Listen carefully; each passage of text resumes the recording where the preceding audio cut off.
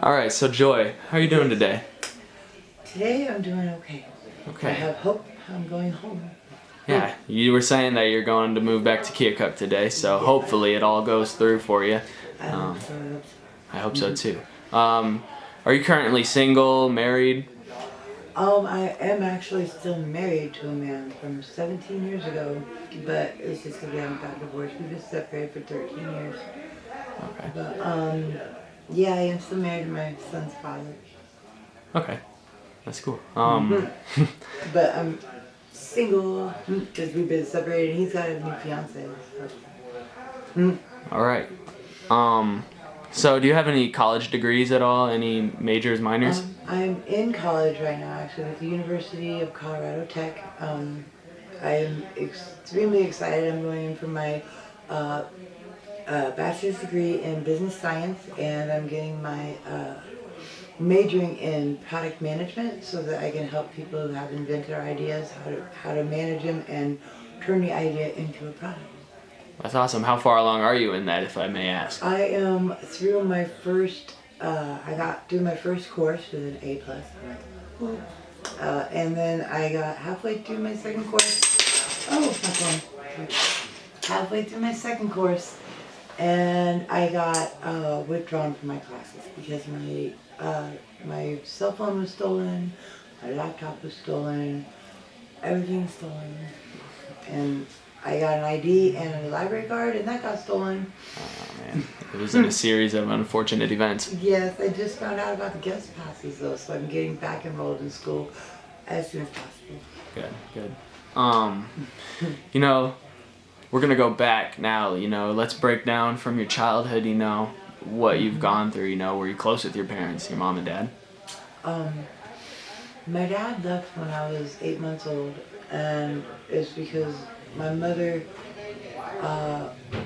after she had me, she went through severe postpartum, and she started to just act all fruity and cheat on him and be all wild and stuff. And my dad was just fed up with it, and she says that he wrote this long letter and left. When I went to Arizona recently and just met him and lived with him and his new wife and everything for a short while, I found out the real story, and my mother asked him to leave, told him to leave, and she basically kept the money that he got from the state for being disabled as a veteran, and just, she was just all about monetary value, and sad.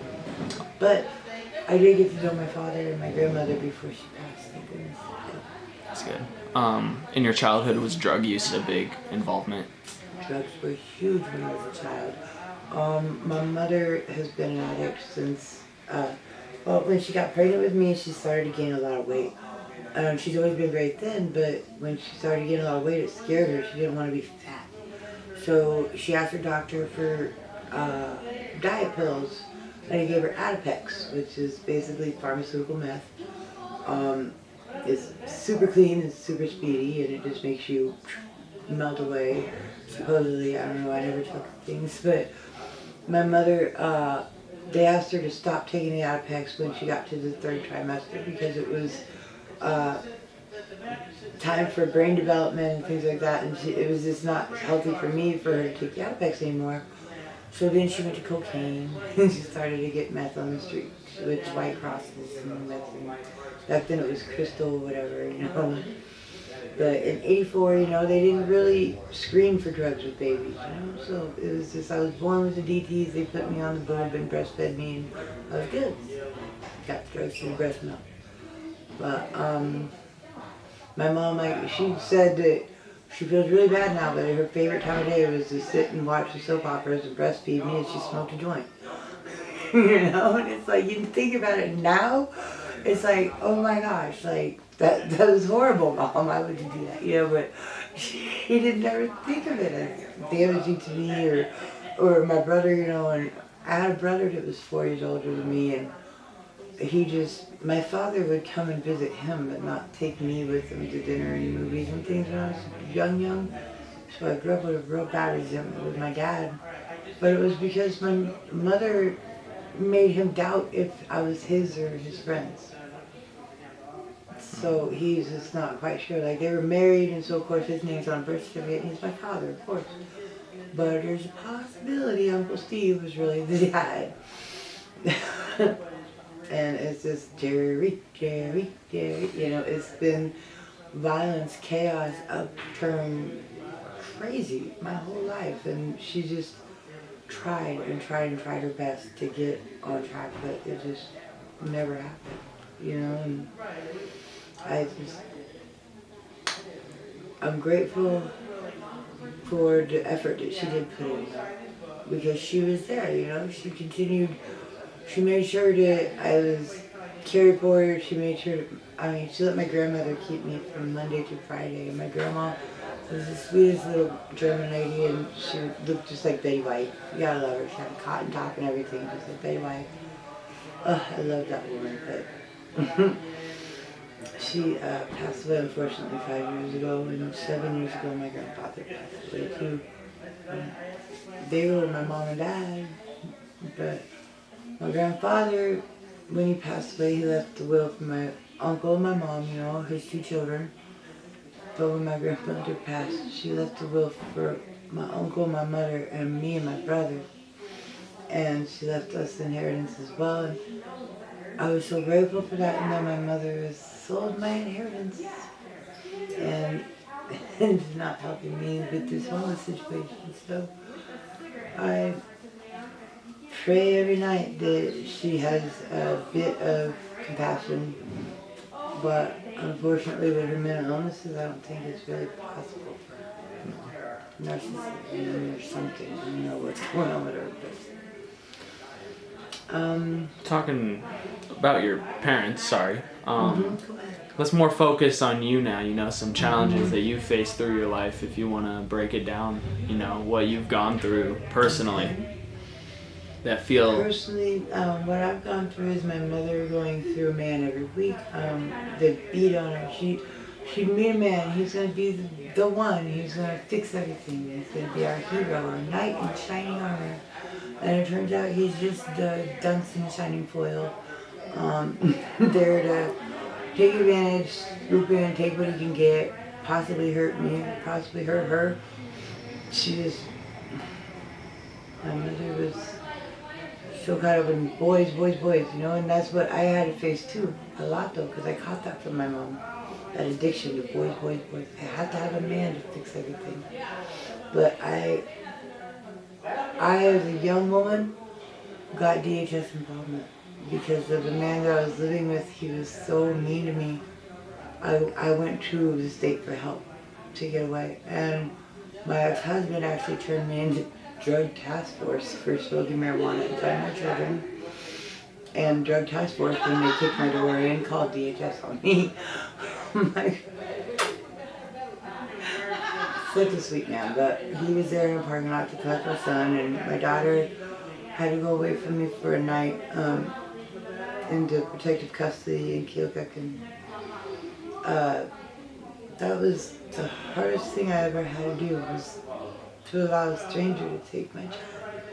After the things I had gone through, because when I was 10 years old, I was raped by one of my mother's friends, and I told her about it. And she sat down and she gave me 2 5-milligram Vicodins and lit a joint.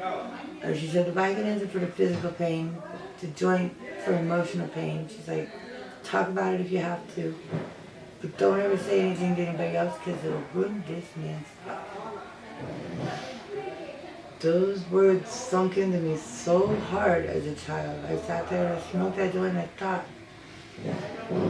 And I was 10 years old, trying to wrap my head around how this would run this man's life. What he just did to me hurt me so bad.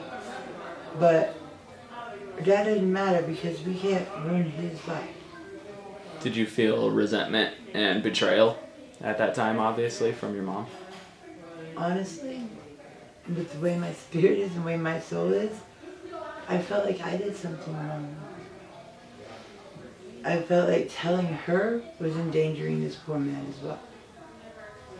And so, actually by the time I turned 16, I was in love with that man.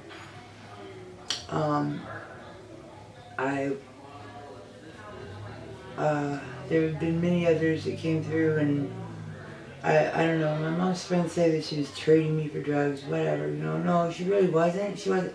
There was never a deal like, hey, you know, give me these drugs and you can go fuck my daughter, you know, like, but it was just the people that she hung circles with, they were all interested in, obviously, children, younger girls and things like that, and she just would overlook that and be like, no, he would never do that, and this, that, you know, and they'd come and they'd get her real high and they'd leave a little for her, and then she'd shut her door and she didn't want me and Aaron to know she was getting high, so she'd shut and lock her door and turn the music up, and the men would come in my, you know, and it's like, they'd come in and they'd say, hey, you know, how are you doing today? Go, do you want to play a game?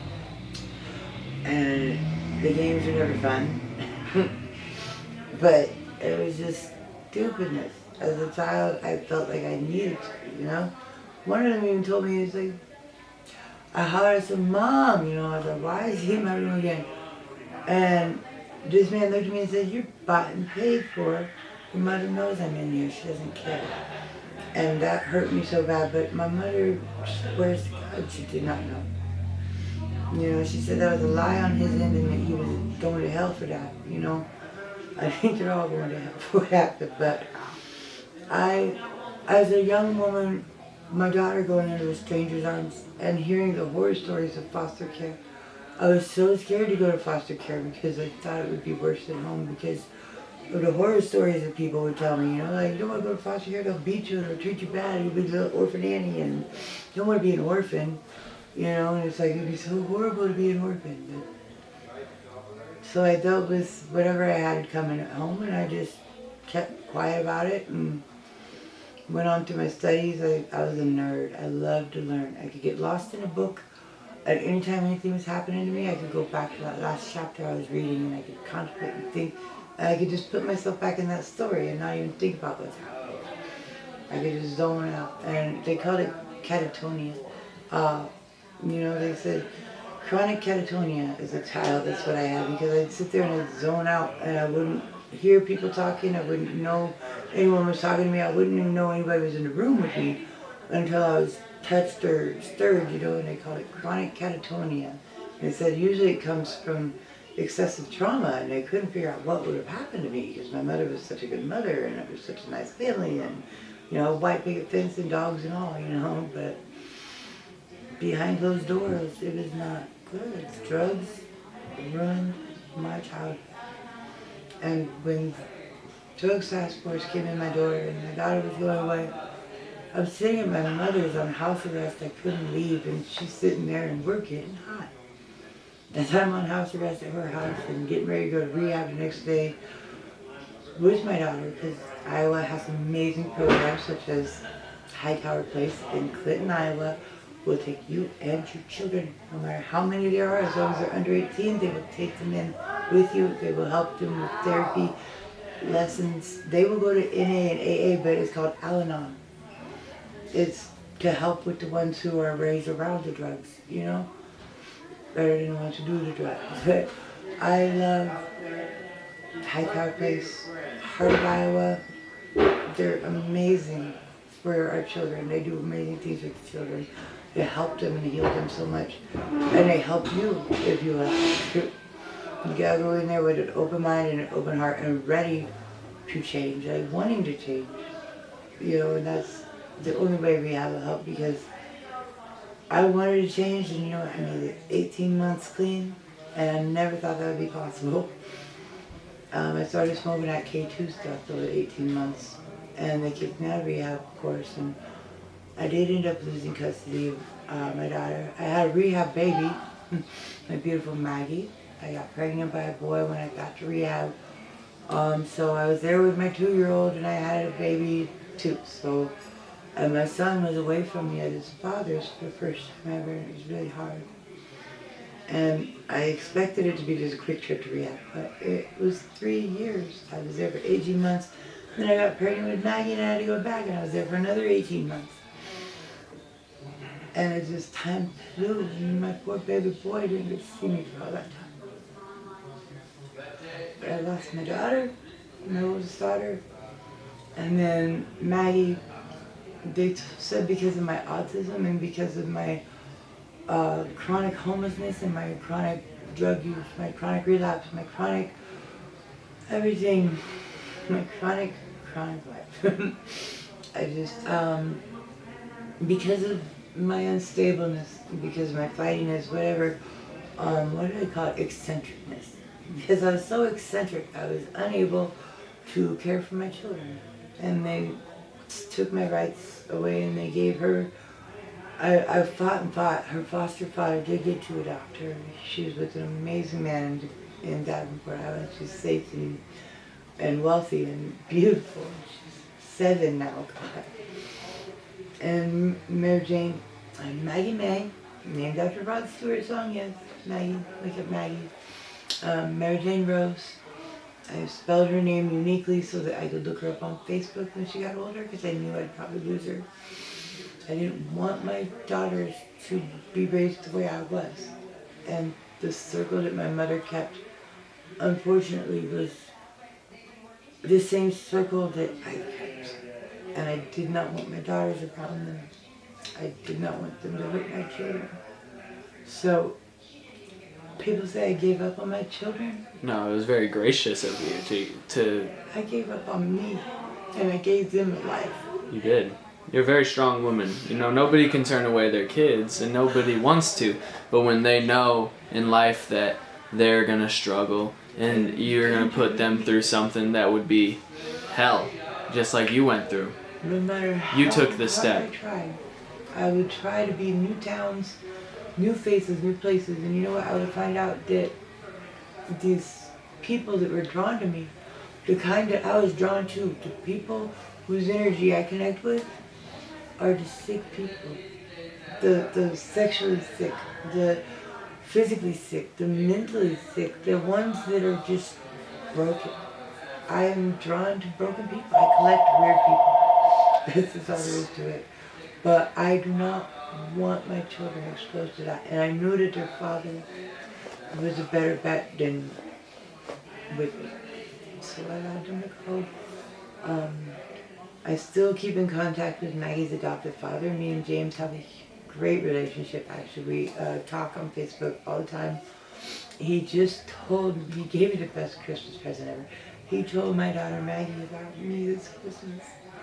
He said, not only do you get to go see your mommy today, because his wife and him separated since they adopted her, but she goes, and she goes in between their homes and has joint custody, and she's fine with that. She's been doing really great with it. He said, not only do you get to go see that mommy today, but I want to take a picture of you right now to send to your other mommy who loves you very, very much. And she just he took a picture of her face right there. She's like, huh? And he said, no, you have 2 mommies. This is God's gift to you. He said, you have 2 mommies who love you so, so, so much. He said, one is very sick and she cannot be with you right at the moment, but she's trying her best to get better so that she can come around. And one who loves you and is there for you and is able to hug you and hold you. And Maggie is quick as a whip, man. She's quick as a whip, that girl. She's fine. She's like, wow, I have another mommy,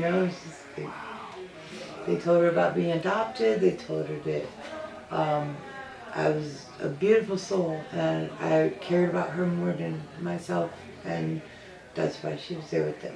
And when did this happen? Christmas. This Christmas, huh? This Christmas. And this is your time now, right? This is your time. I think it is. It's my time to come up. It's my time to put your shit down. Yeah. My aunt went through it for 15 years. I started. And she's doing amazing now, and I know that she's going to be on here one time. She wants to do an interview. And you all of the people that are on here are amazing people because you guys want change, and that's something that is hard to admit. That's something that we all should admit. I mean, shoot, look at the world these days. We've lost the compassion, we've lost the empathy, and we've lost the love among people. There's no communication in the communities anymore. People are afraid of the police. Yeah. And the police, they should be. The police are just overbearing and they're just rude and they're killing people for no reason. And they're harassing the addicts. Come on now, there's rapists. Human trafficking is real. Yeah. Okay, I've been abducted twice into the human trafficking. Once when I was real young, and then that got my attention, but I escaped, ran away, got from the state, put myself in DHS, boom, boom, boom, bang, you know? And I used the DHS system as a way to get uh, protection until I could get out of their eye and away from them, you know? I just, under radar, got away from these guys. But then I went to Dubuque to stay with a friend of mine that I met in rehab. And we got up there, and of course we relapsed the other first day. That was like the plan. But we relapsed, and it was a horrible, well, it was a great 3 days. And then I went for a walk with a boy, and the guy that I was staying with threw me out. We weren't in a relationship, we were just roommates, but he got jealous. And it happens. People get jealous all the time. I don't understand jealousy, I don't feel it. I sometimes wish I could feel it just to know how I feel. You know, because I don't understand. Like, my whole life I was a very wealthy child on my grandmother's side, and my mom would be lucky if there was peanut butter to put on the bread at nighttime, you know. We'd go there for the weekend and we were broke. And it was just, I'm a blessed person. I've seen both sides of the track. I've walked both sides of the line, and you know, it's a thin line. Because, you know, being wealthy doesn't feel much different than being busted. As long as you have something to be grateful for in your heart and something that you hold a value, which is, to me, my babies and my future and their future. You know, I have hope for my son. He's going to be one of the biggest actresses, but he's LGBT. He is beautiful guy. He's gorgeous. He looks just like I did when I was a kid. Like, he puts on a wig and people think he's me. They look at him and they say, wow, you look like your mom. Everybody, they're like, wow, you look like your mom. All the time now, because he wears the eyeliner and the lip gloss everywhere. And, But that makes his heart shine a little bit. he shines anyway. Yeah, that's good. He's so angry at me right now, he's not talking to me. He says, sometimes I wish I wouldn't look like you so people could bring you up. And it's really, it cut me deep. It cut me deep when he said that. Because I have been gone a lot in his life. And it's to be protective of him. I knew that his father was an alcoholic. I knew his father was overbearing and that he's verbally abusive. He would always call him names and cut him down. And he calls everybody names. Cuts everybody down. He's this little asshole. But my husband, he was there though, and he raised my son. He kept him, never lost him to DHS, and he gave him the best childhood he could with hunting, fishing, camping. You know, it's not really my son's cup of tea. But he had a good life though, basically, you know, and he had an eventless life. That's what I like. Because you ask him what happened, it's so bad, you know, and his worst memory is when he was just a little bit over 2, was me and his father getting in our last fight. When he put me in the hospital and I pushed him to get him off of me. I didn't mean to push him. We were both really, really drunk. And he was running into, I told him to shut up, he was going to wake up the baby. And he ran in and he acted like he was going to kick the baby's bed. It was his toddler's bed on the floor. And I was so afraid he was going to hurt Dalton. I ran and I elbowed him, and the windows were so tall in the house, but he fell through a window. And he got cut on his arm, and he got cut on his face right here a little bit. And Dalton woke up and I said, no! And I hollered as I pushed him, and so Dalton woke up just in time to see me throw his dad through a window. And he was so scared of me at that point. He thought I was the violent one. I'm like, oh, I just wanted to protect him. But I was drunk. I was a drunk. I was a real bad alcoholic. And I don't like myself on alcohol. The only drug I say is, the only drug I like myself on is marijuana. Marijuana. I don't like the psych drugs that the hospitals put me on because of the targeted dyskinesia, the movements that you see my little fingers twitchy and my legs and I rock a lot when I get upset, and that people think I'm like, and I'm like, The medication. It's from the medication. It's from the targeted dyskinesia. So it's involuntary muscle movements and muscle spasms all the time in my body. I got jerks and twitches. Oh, it hurts really bad actually. And it feels like electrodes going off at my joints. And it's from the psych meds because they had me on all kinds of psych meds from junior high all the way up. And I'm like, I do the marijuana maintenance plan now. A joint a day keeps the crazies away and we're okay. That's part of life. I gotta get to Illinois or Arizona where it's legal to though. God for those states. But Iowa, I don't do it here in Iowa, guys. But, I do go walk across the bridge and once in a while I get my little smoke on. But I haven't been able to here in Muscatine that much because I've been so busy taking care of these two men who controlled my life since I got here. The same one that had me move to Dubuque is who I moved into with here. I don't know why. Same guy. This time he didn't throw me out though, right away. We had a good run of it. I got here December 22nd. Had the best Christmas ever. And then just to see here, December, January, February. Yep, April 13th. April 13th or April 14th is when I got back here from Des Moines and there was another woman in my house and my things were packed in the corner and I was told to leave. I no longer had a home.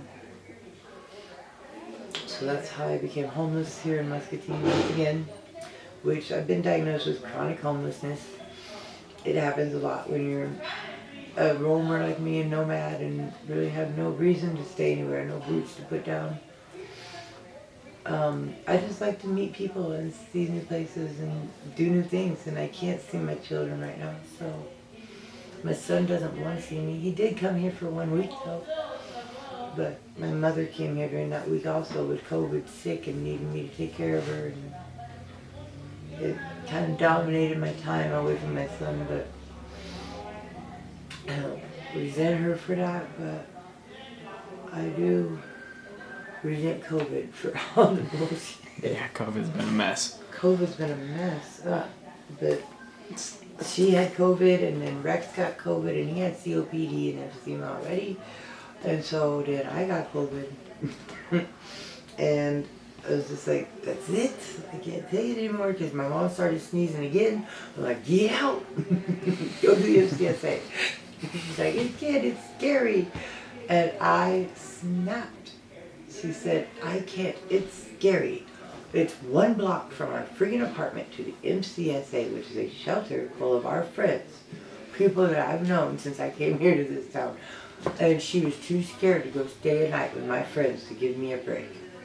And I snapped. I said, what's scary is when your mother's sitting there spending her entire inheritance in Keokuk while you're strapped, homeless, hungry, shoeless, coatless in November in Dubuque, Iowa, up there at the Wisconsin border.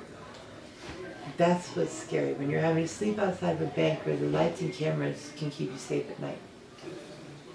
That is scary. When you're being grabbed by 4 men outside of a bar and tried to shove into a van because of your debt from your girlfriend. That's scary. My mother has never had anything but a party in her life. She's had trauma of her children leaving her. Everybody faces their children leaving someday. Aaron was 19 when he moved out. He was perfectly old enough to have an apartment of his own, and it was time for him to go. She acts like he abandoned her. I stayed with her until I was 21, and then I had Dalton, and I moved in with my husband and his mom, and she acts like I abandoned her. And to wrap it up, our little interview here, what's 3 things that have really pushed you to actually take this next step in your life? What are 3 things that you feel that you have done personally to take this next step? I finally had enough. I'm tired of taking everybody's crap, and I'm tired of hearing the word no. I do deserve to have a good future.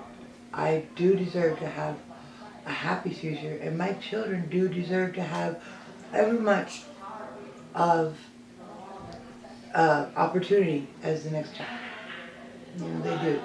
So that's where I've had enough.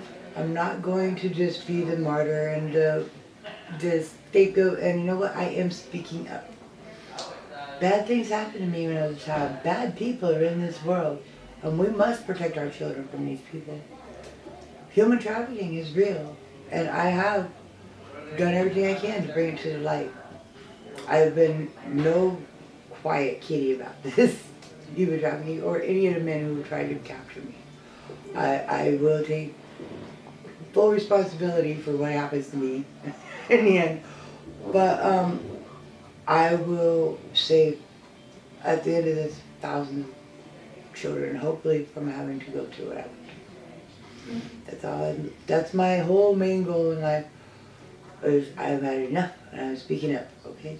Now the second thing I'm doing is I have this invention, and it's going to kick off here very soon. I will get it paid off, and I will get the loans, and I will get it finished. And I speak this, and I know this. I will manifest this somehow to my Lord, my God, my Savior. He will help me bring this to life. And the third thing, I hold my gratitude high, because this is a light of mine. I just keep on shining it to everybody, and as long as I shine a little bit under the shadows in this world, that's all that matters. Gotta be happy today. I just make Jesus smile every day. That's my 3 things. That's awesome. That's awesome. Well, I truly don't have anything else for you. I mean, you did amazing. I mean, it was awesome. You coming out and being able to do this and open up. It was very hard, and it's been very sobering, and it's strange that I'm sober today. So I'm glad that you caught me on a good day. Hey, we both are on a good day then. That's awesome. It was a God thing, for real. We're in the Jesus mission. We're in the Jesus mission, and it was a God thing. Yeah. Awesome. Awesome. Well, I appreciate your time today, Joy, and I hope you have a wonderful rest of your day. All right. Well, thank you so much. Thank you. Have a great day. Thanks, you too.